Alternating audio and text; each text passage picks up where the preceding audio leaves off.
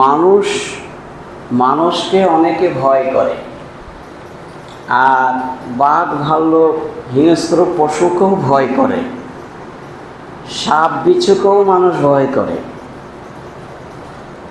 আর কারেন্টে হাত দিতে গিয়েও মানুষে ভয় করে। এই এক রকমের ভয়। আর আল্লাহ রাব্বুল আলামিনকে ভয় করা আরেক রকমের ভয়। এটা কেবলমাত্র জান্নাতের লোভে আর জাহান্নাম থেকে মুক্তি পাওয়ার আশায় ভয় করে। এই ভয়টির জন্যই এই ভয়ের খুতবা আজকে হবে ইনশাআল্লাহ। ওমা তৌফিকি ইল্লা বিল্লাহি আলাইহি তাওয়াক্কালতু ওয়া ইলাইহি উনীব। আল্লাহর ভয় যে কতটা ঈমানী শক্তি বা আল্লাহর নিকটবর্তী হয় তা আজকের সমস্ত কোরআন এবং সেই হাদিস থেকে প্রমাণ পাওয়া যাবে ইনশাআল্লাহ, যে আল্লাহর ভয় কতটা করতে হবে। ফাত্তাকুল্লাহা মাস্তাতাতুম, এই একটা কোরআনের আয়াত, মানে আল্লাহকে ভয় করো তোমার ক্ষমতা অনুযায়ী, সাধ্য যতটা কোলাবে, যতটা ক্ষমতা আছে সেই অনুপাতে আল্লাহকে ভয় করো। এই আল্লাহকে ভয় করার কতটা মাধুর্য, কতটা মর্যাদা, তাকে জান্নাতে নিয়ে যাবে। তার যদি আসমান জমিনের মধ্যে যতটা ফাঁকা জায়গা আছে এতটাও যদি কাউরের পাপ হয়ে যায়, বেকুরাবিল আরজে ইনানুস সামায়ে, আকাশ থেকে যতটা, আকাশ আর জমিনে যতটা ফাঁকা জায়গা আছে এতটাও যদি পাপে ভর্তি হয়ে যায়, আর আল্লাহর ভয় যদি চলে আসে আর ইস্তেগফার যদি করে থাকে, তার সমস্ত গুনাহকে আল্লাহ ক্ষমা করে দিয়ে, তাকে ক্ষমা করে দিয়ে তাকে জান্নাতে প্রবেশ করিয়ে ছাড়বে। মানে ভয় এমন একটা জিনিস, এমন একটা আকর্ষণ। আর আল্লাহ এটাই বহু আয়াতে উল্লেখ করেছেন যে আমাকে ভয় করো তোমরা। ইয়া আইয়ুহাল্লাযীনা আমানু তাকুল্লাহা হাক্কা তুকাতিহি ওয়া লা তামুতুন্না ইল্লা ওয়া আনতুম মুসলিমুন। হে আমার ঈমানদার ব্যক্তিগণ, হে দিনদার পরহেজগার ভদ্র মহিলা এবং পুরুষ, শোনো, ইত্তাকুল্লাহা, আল্লাহকে ভয় করো, হাক্কা তুকাতিহি, ভয় করার মতো ভয় করো। দুনিয়াতে যেমন ভয় করো এর চাইতে শতগুণ বেশি ভয় করো। ওয়ালা তামুতুন্না ইল্লা ওয়া আনতুম মুসলিমুন, আর খাঁটি মুসলমান না হয়ে যেন তোমরা মৃত্যুবরণ করিও না। আমার কাছে আসার আগে লিল্লাহি, আল্লাহর জন্য প্রচণ্ড ভয় করো। এই ভয় যেন কেবলমাত্র মহান আল্লাহ রাব্বুল আলামিনের জন্যই হয়। আর এই ভয় যদি যাদের থাকে পরকালে তার মুক্তি হবেই হবে। তো দুটো আমলের কথা বলি, তারপর আমি আমার বক্তব্য শুরু করব। দুটো একটি আমল, যেহেতু আমি প্রতিটা খুতবায় আমল থাকে, আমার কিছু না কিছু থাকবেই। তো একটা আমল মহানবী বলেছেন, এবং এই হাদিসটাও সহিহ বুখারীতেও রয়েছে, যে ভয়ের কথা মহানবী সাল্লাল্লাহু আলাইহি ওয়াসাল্লাম বলেছেন যে আমার ভয়ে যে ব্যক্তি এই আমল করবে। আন আবি হুরায়রা রাদিয়াল্লাহু তাআলা আনহু ক্বালা ক্বালা রাসূলুল্লাহ সাল্লাল্লাহু আলাইহি ওয়াসাল্লাম হিনা ইউসবিহু, যখনই সকাল হবে অর্থাৎ ফজরের নামাজের পর থেকে নিয়ে যে বান্দা পড়বে সুবহানাল্লাহিল আযীম ওয়া বিহামদিহি, দোয়াটা কি? সুবহানাল্লাহিল আযীম ওয়া বিহামদিহি, একদম খাম ছাড়া দোয়া। কেরকম? একটা সুবহানাল্লাহি ওয়া বিহামদিহি, সুবহানাল্লাহিল আযীম, এটা একটা আছে বুখারীর শেষ হাদিস, আর একটা সুবহানাল্লাহি ওয়া বিহামদিহি সহিহ মুসলিম এবং বুখারীর হাদিস, আর একটা সুবহানাল্লাহিল আযীম, এটাও সহিহ হাদিস। আর আমি যেটা এখন বলছি সুবহানাল্লাহিল আযীম ওয়া বিহামদিহি, চারটি দোয়াই কিন্তু 19-20, কেউ কাউকে ছাড়ানোর ক্ষমতা নেই। ওইটা দাড়ি পাল্লায় ওইটের দিক দিয়ে খুব ভারী করে দেবে, আর এইটা নেক আমল জমা হয়ে যাবে বেশি। আর আগেকারটায় সমুদ্রের ফানা পরিমাণ গুনাহ হয়ে মাফ হয়ে যায়। আর আজিম যদি সারা পৃথিবীর যতটা গাছ আছে অতটা যদি কাউরে পাপ হয়ে যায়, একবার যদি বলে তার গুনাহ মাফ হয়ে যায়। আর সুবহানাল্লাহিল আযীম ওয়া বিহামদিহি, এটার কতটা নাকি মহানবী আমার বলেন মিয়াত মাররাতি, 100 বার যদি কোনো বান্দা বলে তাহলে হিনা ইসলামা, যখন সকাল হয় ওইটা আমসা, আর যখন সন্ধ্যা হয় তখন 100 বার। কাযালিকা লাম ইয়াফি আহাদুম মিনাল খালায়েকে বিমিসলি মা ওয়াফা। মহানবী বলেন সারা পৃথিবীতে সর্বোচ্চ আদম সন্তানের সৃষ্টিকুলের মধ্যে সর্বোত্তম মানুষ হবে এই লোকটা, যে সুবহানাল্লাহিল আযীম ওয়া বিহামদিহি 100 বার সকাল সন্ধ্যায় পড়বে। এর থেকে আর পৃথিবীতে আর দ্বিতীয় কোনো কিছু পাওয়া যায় না। দেখুন তাহলে সহিহ মুসলিমের হাদিসটি এবং তিরমিজি, আবু দাউদ, নাসাইতে বর্ণনা করা হয়েছে। দ্বিতীয় একটি দোয়া বলছে আমল করার জন্য, রাযীতু বিল্লাহি রাব্বান ওয়া বিল-ইসলামি দীনান ওয়া মুহাম্মাদিন রাসূলা। এই ছোট্ট একটি দোয়া 3 বার করে 5 ওয়াক্ত সালাতের পরে পড়বেন। কি হবে বললে মহানবী বললেন, কোনো বান্দা যদি এটা পড়ে, রাযীতু বিল্লাহি রাব্বান, আমি রাজি হয়ে গেলাম, সন্তুষ্ট হয়ে গেলাম, খুশি হয়ে গেলাম আমাদের রব আল্লাহ রব্বুল আলামিন হিসাবে। শুধু তাই নয়, তারপর অবিল ইসলাম দীনান, আর রাজি হয়ে গেলাম, আমি সন্তুষ্ট হয়ে গেলাম দিন ইসলাম, অর্থাৎ দিন আমাদের ইসলাম হিসাবে, জীবন বিধান আমাদের কি হলো ইসলাম হিসাবে আমি প্রচণ্ড খুশি হয়ে গেলাম। অবে মুহাম্মাদিন রাসূলা, আর মুহাম্মদ আমাদের রাসূল হিসাবে আমরা মেনে নিলাম। এই 3টে জিনিস যে ব্যক্তি বলল, মহানবী বলছেন দাখালতুল জান্নাতা, সে জান্নাতের অধিকার, ওয়াজাবাত লাহুল জান্নাত, তার অবধারিত হয়ে গেল জান্নাত। 3 বার বললে তার জান্নাত অবধারিত হয়ে গেল, মানে শিওরলি সে জান্নাত পাবেই পাবে। সে জান্নাত পায়নি কেন, সে কোনো মরেনি তাই পায়নি, এত গ্যারান্টি দিয়ে মহানবী বললেন। 3 বার মাত্র প্রতিটা সালাতে, 5 ওয়াক্তের নামাজে 3 বার, 3 5 15 বার বলতে হবে। এটা বললে সহিহ মুসলিমে 1884 নম্বর হাদিস। দেখলেন 2টো আমলের কথা আজকে উল্লেখ করা হলো। এবার আমি আমার বক্তব্য দিকে যাচ্ছি। ভয়, আল্লাহর ভয় কেমন দেখুন, মহান আল্লাহ রব্বুল আলামিনকে ভয় কেমন হবে করতে হবে, আর করা উচিতই বা কেমন করে। মহানবী বললেন, আনাবি হুরায়রা রাদিয়াল্লাহু তাআলা আনহু ক্বালা ক্বালা রাসূলুল্লাহ সাল্লাল্লাহু আলাইহি ওয়াসাল্লাম, মহানবী বললেন ইয়ালিজুন নার মান বাকা মিন খাশিয়াতিল্লাহ হাত্তা ইয়াউদাল লাবানু মিন জার'i। মহানবী বললেন, যে ব্যক্তি আল্লাহর ভয়ে অস্ত্র বহন করিল, ইয়ালিজুন নার লা ইয়ালিজান নার, জাহান্নামে ওই চক্ষুদ্বয় কখনো স্পর্শ হবে না, ওই চোখ কখনো জাহান্নামে যাবে না। মহানবী বললেন হাত্তা ইয়াউদাল লাবানু মিন জার'i, যেমন একটা গাভীর বাট থেকে দুধ দহন করার পরে আবার ওই দুধটাকে পুনরায় বাটের ভিতরে প্রবেশ করানো যেমন মানুষের অসম্ভব, প্রবেশ করানো যায় না, ওই রকম এই লোকটা যদি আল্লাহকে ভয়ে 2 ফোঁটা পানি ছড়াইতে পারে, একে জাহান্নামে যাওয়াটাও ওই রকম অসম্ভব। বলুন আলহামদুলিল্লাহ। তাই কতটা খুশির খবর মহানবী সহিহ বুখারী এবং মুসলিমের হাদিসগুলো। সেজন্য মহানবী এটা বললেন যে এত সুন্দর হাদিসটা সহিহ তিরমিজিতে এই হাদিসটা 1633 নম্বর বর্ণনা করা হয়েছে। আর একটা দেখুন,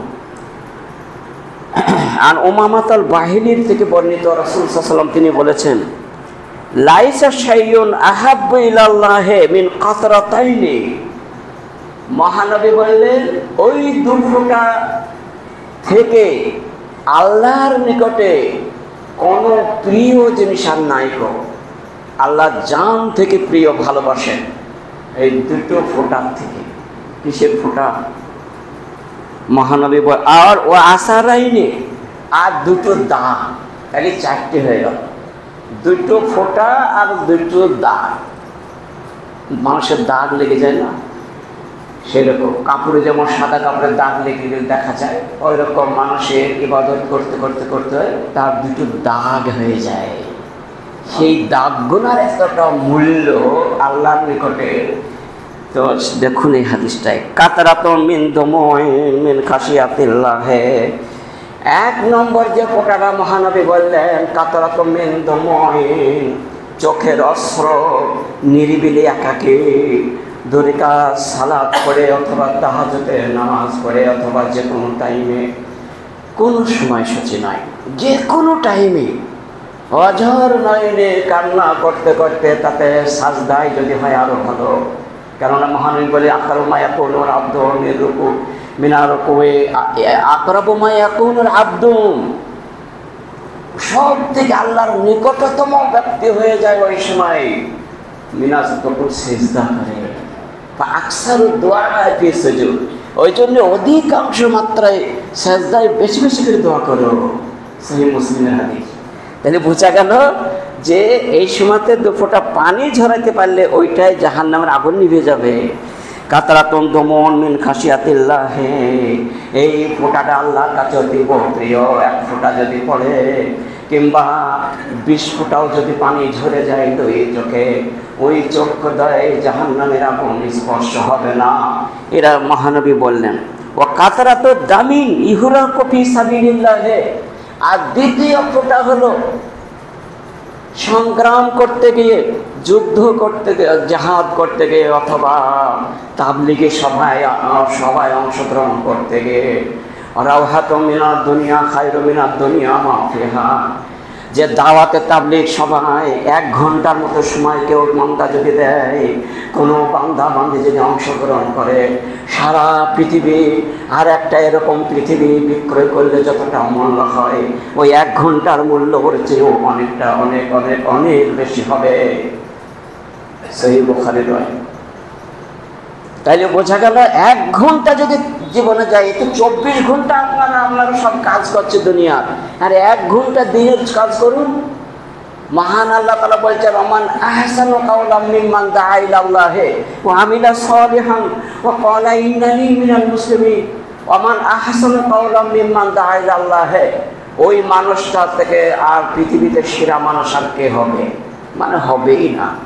ওমান আহসান ইসম তাফজিলের ছিল, মানে সর্বোত্তম মানুষে কিয়ামতের মাঠে সব থেকে ভালো মানুষ এই ব্যক্তি হবে দাওয়াত ইলাল্লাহ, যে ব্যক্তি অংশগ্রহণ করে। আর আমিলা সালেহান, নিজেও নেক আমল করে, সৎ আমল নিজেও করে এবং শুনতে যায় যেটা শুনে সেটার ওপরে আমলে পরিণত করে এবং মুখে বলে ইন্নানি মিনাল মুসলিমিন, আমি আত্মসমর্পণকারী মুসলমানের মধ্যে একজন অন্যতম মুসলিম, এটা সে ব্যক্তি বলে। এবং বোঝাও যায় যখন ইব্রাহিম আলাইহিস সালামকে আল্লাহ তাআলা বলেছিলেন ইস কালা আল্লাহু ইব্রাহিম আসলিম, তখন যখন বলে ইব্রাহিম তুমি আমার জন্য তুমি মাথা নত করো, তুমি মুসলিম হয়ে যাও।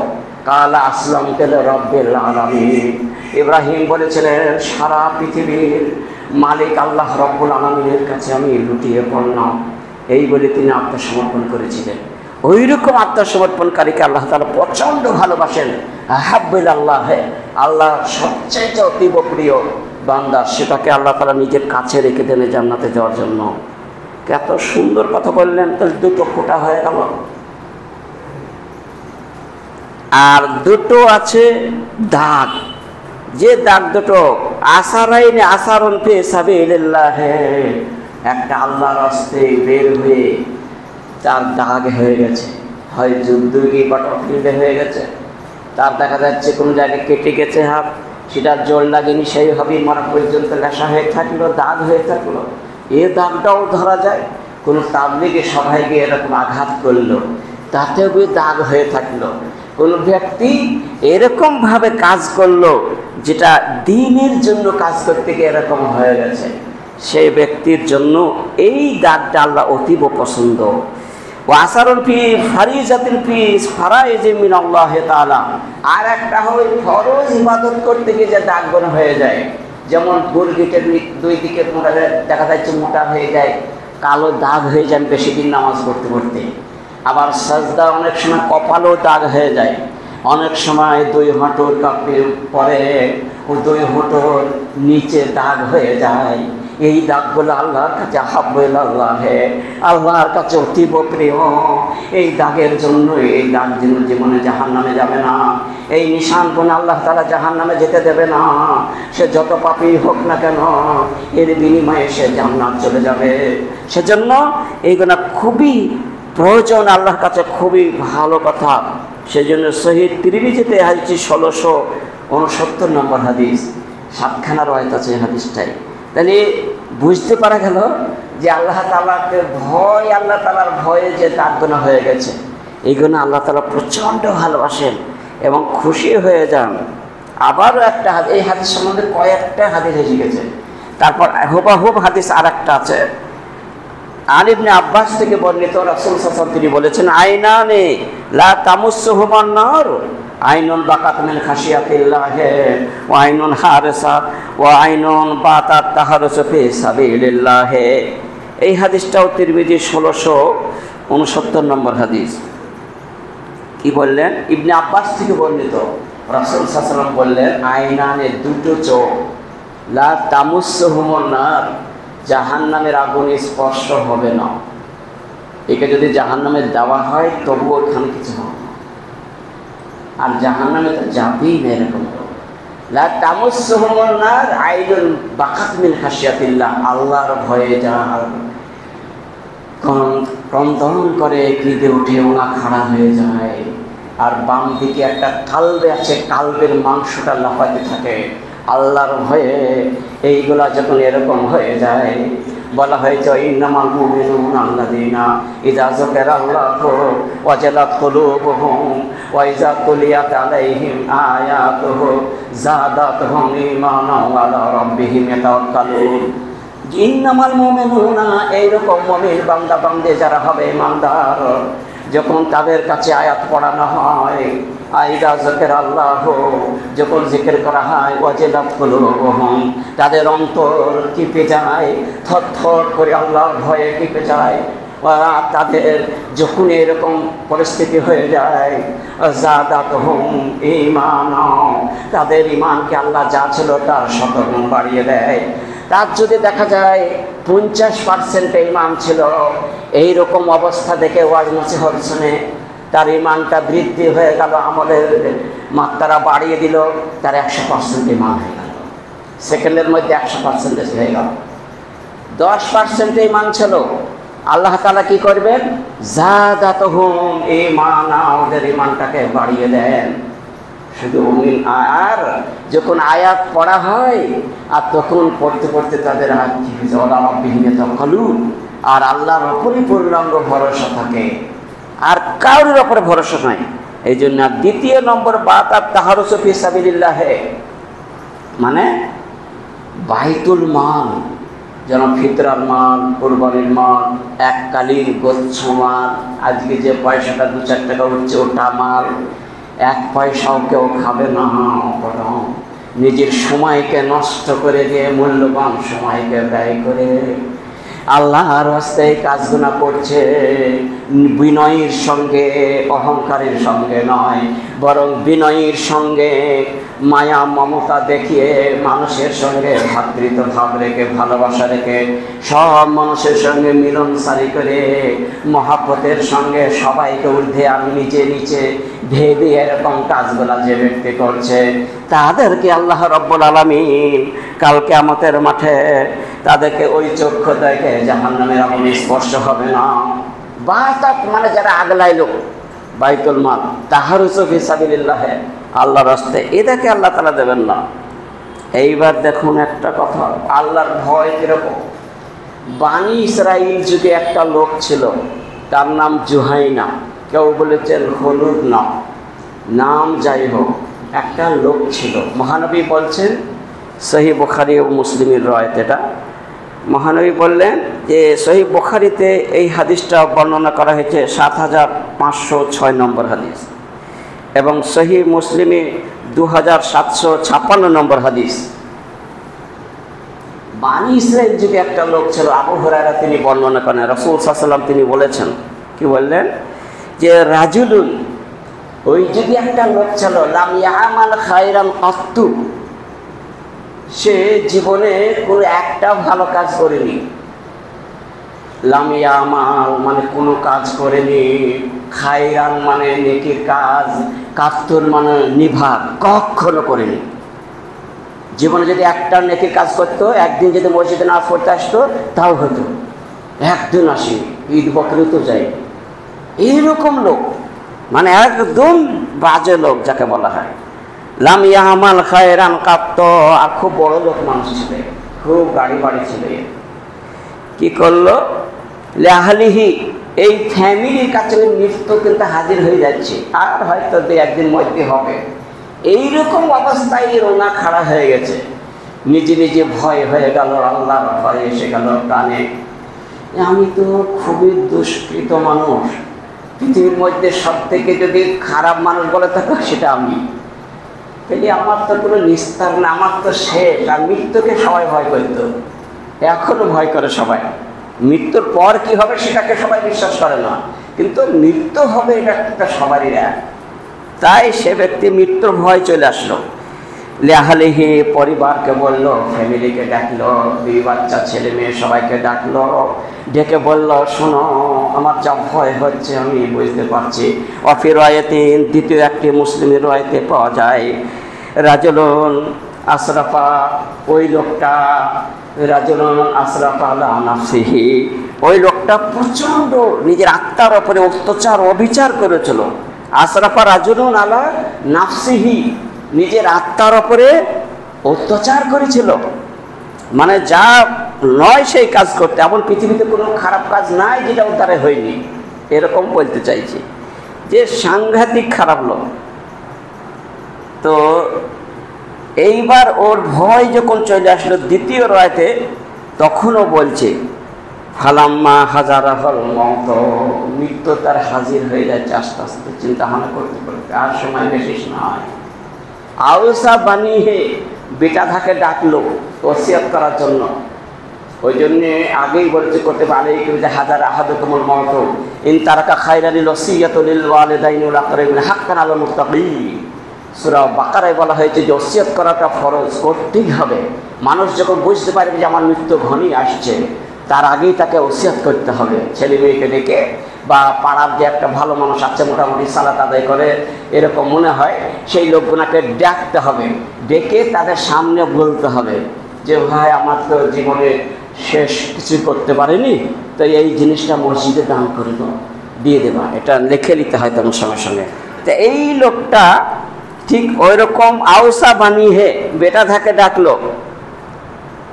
তারপর ডাকার পর ও কিন্তু একটা আলোচনা করলো, আমি যখন মারা যাব তখন অর্ধেকটা আচ্ছা হবে পোড়াবা, পুড়িয়ে ভেঙে কুটিয়ে একদম ছাই করে ছেড়ে দেবা, যে তারপরে অর্ধেকটা ছাই সমুদ্রে ফেলে আসবা, ছড়িয়ে আসবা, আর অর্ধেকটা অপরে গিয়ে সব যদি বাতাস হবে প্রচণ্ড বাতাসের দিন তুমি ছড়িয়ে দেবা, যেন খুঁজে পাই না আলাদা, খুঁজে পেলেই কিন্তু ফাইট বিপদ আমার।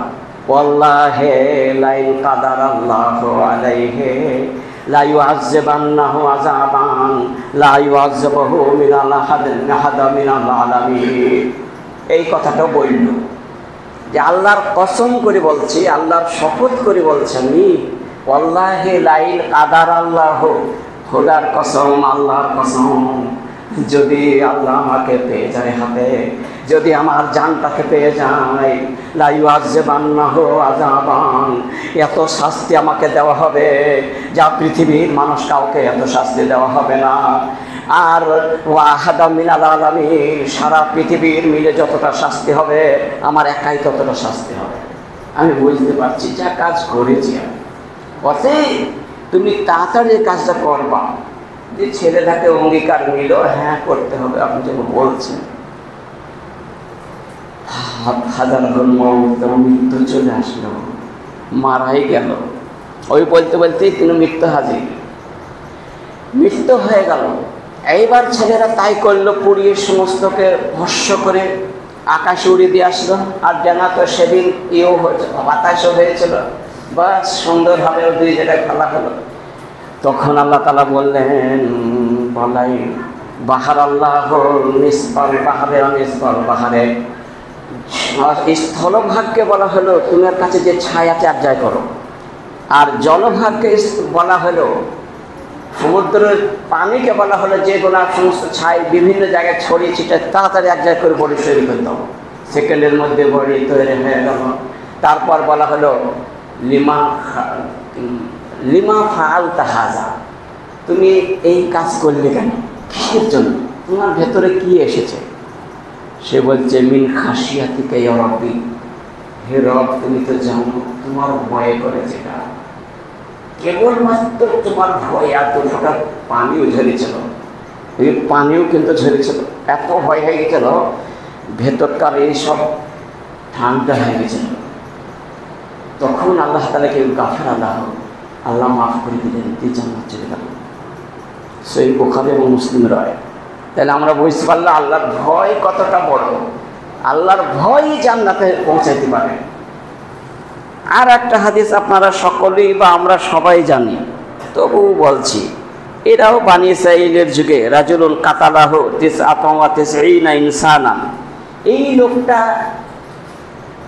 প্রচণ্ড, এই লোকটাও ওই রকমই লোক, আগেকার লোকের মতনই স্বভাব। এই লোকটা ৯৯টা লোক খুন করেছে বিনা দোষে। আর এমনিতে অন্যরা অপরাধ তো আছেই, অন্য পাপ তো আছেই, আর এই পাপটা তার দ্বারাও হয়েছে। কেউ কিছু বললে এমন জোর মেরে দিতে পার, যাও হয়ে গেল। হঠাৎ করে এর ভেতরে কম্পন সৃষ্টি হয়ে গেল, ইজ্জুল জাত আলাইহিম ওয়ালাউ কানা বিহিম খাসাসা, ভয় হয়ে গেল যে আমি কী করে পরকালে কী করে বাঁচবো, আমার তো যে কাজ করেছি এ ওষুধ নেই, বা এর কোনো মুক্তি পাওয়া সম্ভব নয়।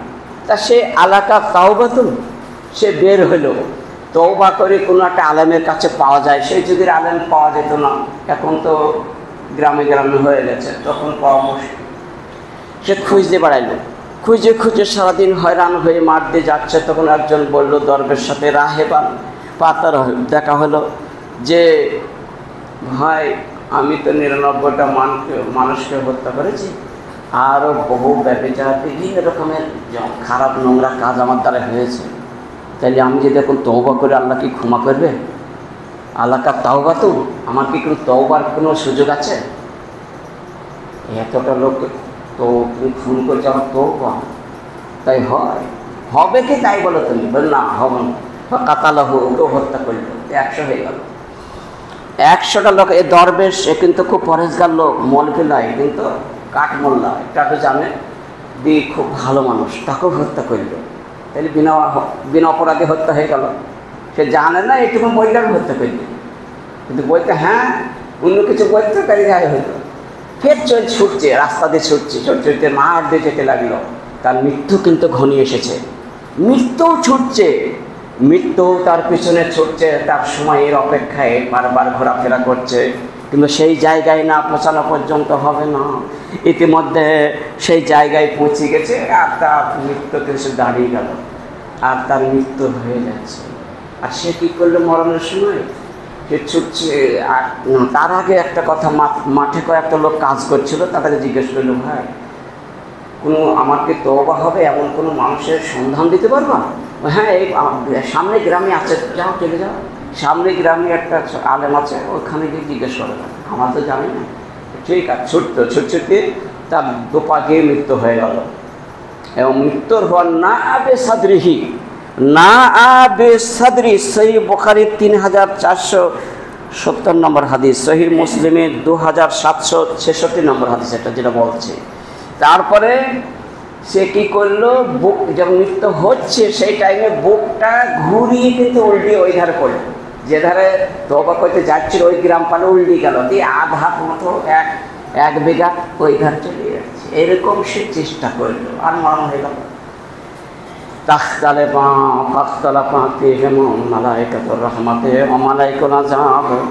আযাবের ফেরেশতা হাজির হয়ে গেছে, জাহান্নামে নিয়ে যাবো একদল, আর একদল রহমতের ফেরেশতা এসেছে। আল্লাহর 100টা রহমত আছে, আল্লাহ একটা রহমতকে জগতে দিয়েছে, আর 99টা বাকি আছে। এর উপরে রহম হবে, আমরা জান্নাতে নিয়ে যাবো। এই না, হবে না। ফাখতাসামাত ফীহিমুল মালায়েকা, ফেরেশতার মধ্যে তুমুল ঝগড়াই শুরু হয়ে গেল, মারামারি হাতাহাতি শুরু হয়ে গেল। এ বলে জান্নাতে নিয়ে যাব, বলে জাহান্নামে নিয়ে যাব। 100টা খুনি মানুষকে কী করে জান্নাতে যাওয়া হয়? এই সময় আল্লাহ রাব্বুল আলামিন আল্লাহ ওহী করলেন, জিবরাইল তুমি চলে যাও, তুমি তাড়াতাড়ি চলে যাও জিবরাইল। ফেরেশতারা ওখানে ঝগড়া শুরু হয়েছে, তুমুল ঝগড়ায় সমাধান করতে হবে। আর আল্লাহ কি আকরাবা ইলাইহি, যে গ্রাম দিকে যাওয়ার দূর ছিল ওই গ্রামটাকে আল্লাহ বললেন তুমি একটু এইদিকে সরে এসো। আর যে দিকটি সে নিজের বাড়ি ছিল ওই গ্রামটাকে বলা হলো তুমি একটু হেঁটে যাও, যা ওই ওয়াইদানি তুমি একটু সরে যাও দিকে। এটা আল্লাহ তাআলা রহমত চলে আসলো। আর তার উপরে এইবার বলল, ফেরেশতা এসে বলল জিবরাইল যে তোমরা মারতে লাগো, ঝগড়া করা ভালো নয়, মাপো না, মেপে যেটা হবে সেটা। যদি এই দিকটা কম হয় তাহলে জান্নাত যাবে, আর এই দিকটা বাড়ির দিকটা যদি বেশি হয়, আর এটা যদি কম হয় আর ওটা বেশি হয় তাহলে জাহান্নামে যাবে। কোনো ব্যাপার নাই, মাপতে শুরু হলো। তো ওই আলেমের যেদিকে বাড়ি ওইটা 1 বিঘা কম হইলো, রহমতের ফেরেশতা হক হয়ে গেল, এই জান্নাত চলে গেল। তাই সহিহ বুখারীর রায়তে দেখুন, আল্লাহর ভয়ে জান্নাত যেতে পারে না, আশ্চর্য। এজন্য অবশ্যই এই কাজগুলো আমাদেরকে করতে হবে।